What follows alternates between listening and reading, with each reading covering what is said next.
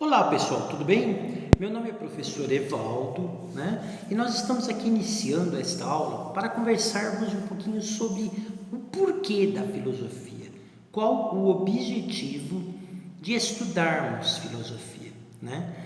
E é importante nós salientarmos que dependendo da cultura de um determinado país, se um país ele está assim num grau de evolução tecnológico maior do que o outro, né? Dependendo deste grau de tecnologia, deste grau de avanço econômico, né?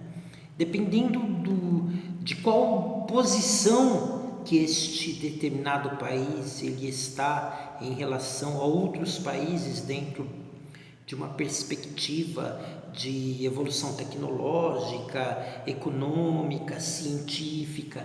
Dependendo da posição, a filosofia ela será valorizada ou mais valorizada ou não.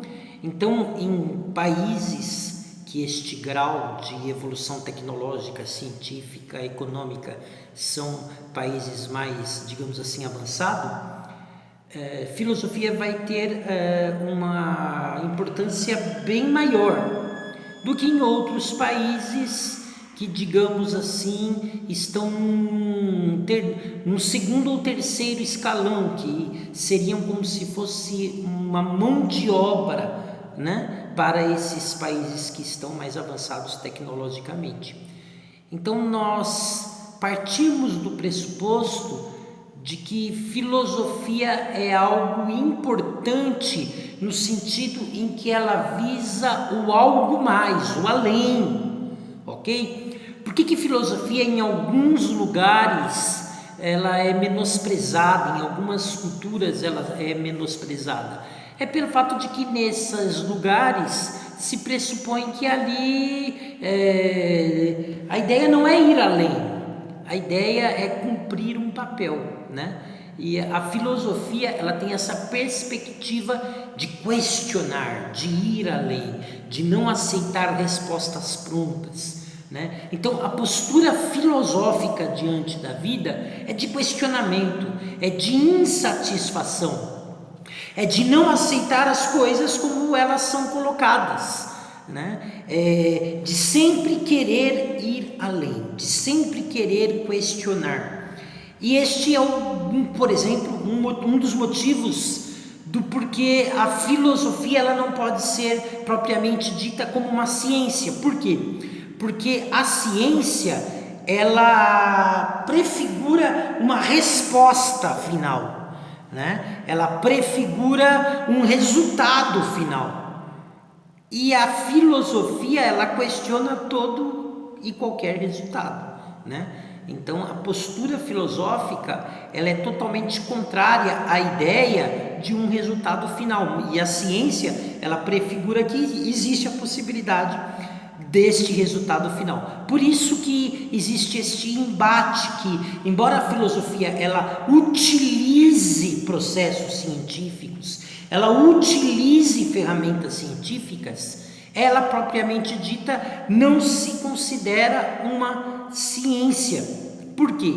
Porque ela não ousa afirmar, ela ousa questionar, ok? Então, a postura filosófica diante da vida, ela se inicia bem lá nos nossos ancestrais, né? Com perguntas básicas como quem somos, de onde viemos, para onde vamos, né? Então, lá na Grécia Antiga, que é o berço da filosofia, existe todo este questionamento de onde viemos, quem somos. Então, num primeiro momento, eles procuravam encontrar um elemento que pudesse ser, que tudo fosse derivado dele, né? Então, acreditava-se que havia um elemento que seria a matriz, um elemento através do qual as outras coisas teriam vindo, né? E aí alguns falaram que seria a água, outros defenderam que seria o ar, né? Então há todo um debate sobre qual seria o elemento primordial através do qual nós teríamos vindo, né? Então existe todo um embate a respeito do mundo material e do mundo imaterial, né? Então nós vamos ver pessoas como, por exemplo, pensadores como Platão trabalhando muito esta ideia, né? Do mundo das ideias e o mundo material, e ele faz assim uma diferença, né? E aí alguns vão colocar o mundo material mais importante do que o material, como se o imaterial, como se o material fosse simplesmente uma sombra do material que seria perfeito, e aí outros vão dizer o inverso. Então há todo um debate a respeito de nossas origens, né? Contemplando o cosmos, contemplando o planeta. Então há uma série de questionamentos, e daí surge essa postura filosófica de questionar, né? Por que nós devemos aceitar as coisas como elas são? Poderiam ser diferentes? Por que a sociedade é como é? Por que esta forma de sociedade?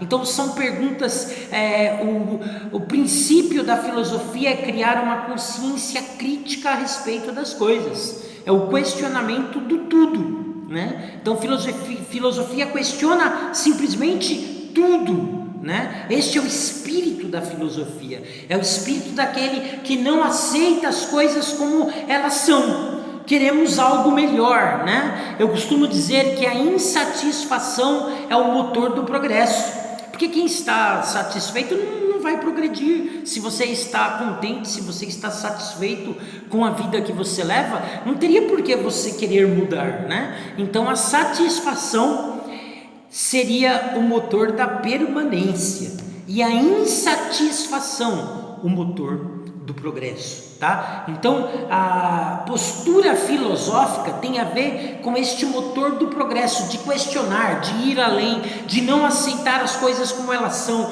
de não aceitar uma última palavra, de questionar a tudo, né? É o espírito do questionamento, né? Então isso tem a ver com a postura filosófica, né?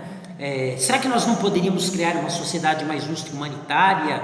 De qual forma isso poderia acontecer? Então, questionamentos como estes estão assim, são a base da filosofia. Não tem como você pensar filosofia, não tem como você pensar o porquê da filosofia, se você tirar essas indagações, esse questionamento. Filosofar é questionar. Okay? Filosofar é questionar, filosofar é ter uma postura de insatisfação diante das respostas que já temos e procurar respostas mais aprimoradas, né? E nunca estar satisfeito com o resultado final. Dentro de uma perspectiva filosófica não existe palavra final, tudo está em aberto, tudo deve ser questionado. Em filosofia também nós vemos como que, de uma certa forma, nós somos inclinados a determinadas posturas, né? Então, por exemplo, existe uma dualidade em filosofia quando nós falamos, por exemplo, de utopias e distopias, né? Então, se alguém imagina um mundo melhor, uma sociedade melhor, se alguém acredita que isso é possível, logo colocam nele o rótulo de utópico, louco, sonhador, né? Fora da realidade. Então pronto, já se coloca um rótulo dele de utópico. Isso é uma utopia, né? Mas quando quando alguém imagina um mundo pior, aí nós dizemos que isso é uma distopia. Agora, a grande questão é que na história aconteceram várias distopias, né? Então existem vários clássicos como 1984, como Admirável Mundo Novo, existem várias distopias. E qual que é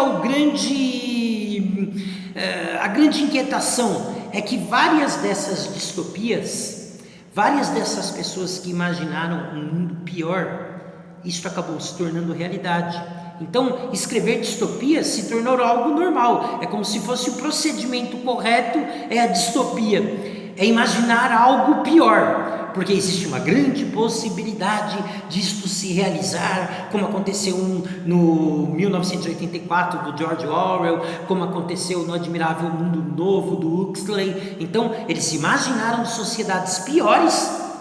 E aí nós vemos, depois de vários anos, de que esses prenúncios, estas imaginações acabaram se concretizando, né? Então, quem imagina algo pior, existe uma grande possibilidade de que isso aconteça. E por isso existem tantas distopias aí, né? Você vê distopias em filmes, em livros, em peças de teatro. As distopias estão na crista da onda. Está na moda escrever distopias. Mas caso alguém imagine algo melhor, uma sociedade melhor, ele é louco, né? Então é como se nós estivéssemos inclinados a esperar o pior. Será que isto é algo aleatório ou será que isto é algo previsto, né? Eu entendo isto como algo previsto. Então vamos incentivar as pessoas a esperarem o pior. Por quê? Porque elas não vão lutar pelo melhor, né? Então eu incentivo muito os meus alunos a serem utópicos, a pensarem, a imaginarem sociedades melhores, mas não só imaginar, lutar para que elas aconteçam. Eu acho que estar vivo é lutar para progredir. Então eu vivo quando eu creio, quando eu luto, quando eu faço de tudo para progredir, para melhorar, para alcançar um estágio melhor de vida. Isso é viver. Viver é caminhar para o progresso, viver é caminhar para uma qualidade maior de vida. Isto é vida, né?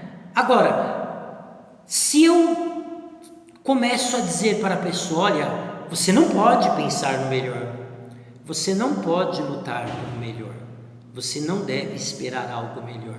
De uma certa forma, eu estou condenando ela ao quê? A permanecer da forma que está. Então, filosofia tem a ver com a perspectiva do melhor, com a perspectiva da insatisfação. Esteja muito insatisfeito com a sua sociedade, esteja muito insatisfeito com a sua vida, porque só assim você vai ter condições de pensar, de imaginar, de lutar, de fazer por onde alcançar uma sociedade, uma vida melhor. Isso é perspectiva filosófica, é a perspectiva da inquietação e da crença na possibilidade do aperfeiçoamento, né?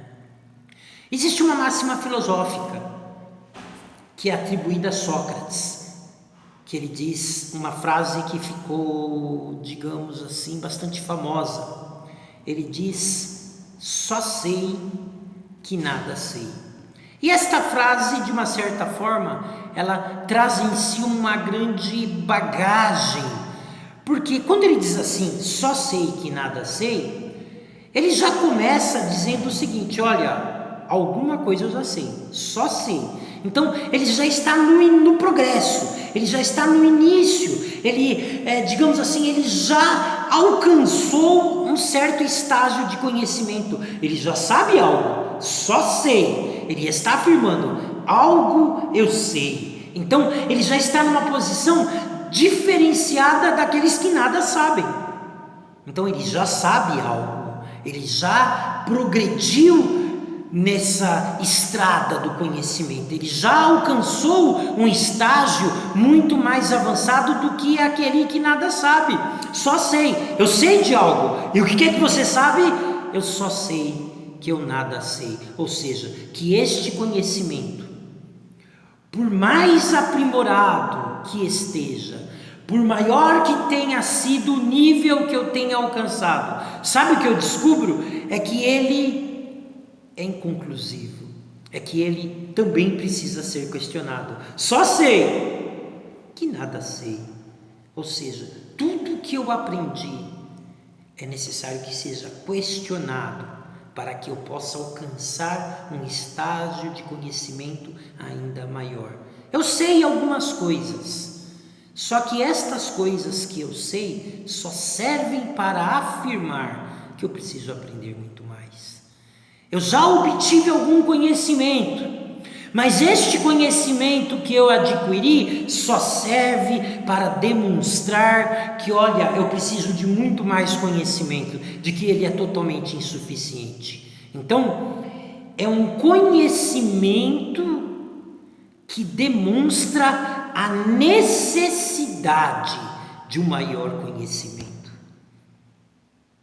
é um estágio do conhecimento que serve para demonstrar que eu sei o suficiente para saber que eu preciso aprender muito mais, que o que eu sei é totalmente insuficiente no sentido daquilo que eu preciso ainda aprender. Então, só sei, já comecei a aprender algo, já estou no caminho certo, já andei alguns estágios, eu já consegui ir além nessa estrada, porém, tudo que eu aprendi só serve para comprovar que eu preciso aprender muito mais. Diferente daquele que pensa que sabe.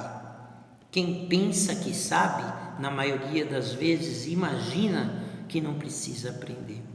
Aquele que sabe, que não sabe, já conseguiu um estágio muito mais elevado do conhecimento. Então, o porquê da filosofia? Conforme eu disse, filosofia é o motor do conhecimento, porque o motor do conhecimento é a dúvida.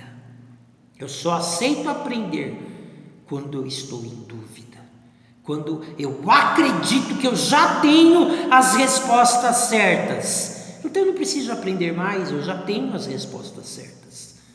Então, a postura filosófica da vida é do questionamento, é da insatisfação. Postura filosófica: estou insatisfeito diante das respostas, das situações, de tudo, e eu preciso avançar, eu preciso ir além. É necessário que eu saia desta situação e que eu progrida, que eu vá além nela. Então, é esta insatisfação que é o motor da filosofia. É ela que demonstra a postura filosófica. Até a próxima aula, onde nós continuaremos falando um pouquinho mais sobre o porquê da filosofia e de que forma nós podemos utilizar ela em nosso favor para que possamos alcançar uma sociedade muito mais justa, muito mais plena em sua cidadania. Até mais, pessoal!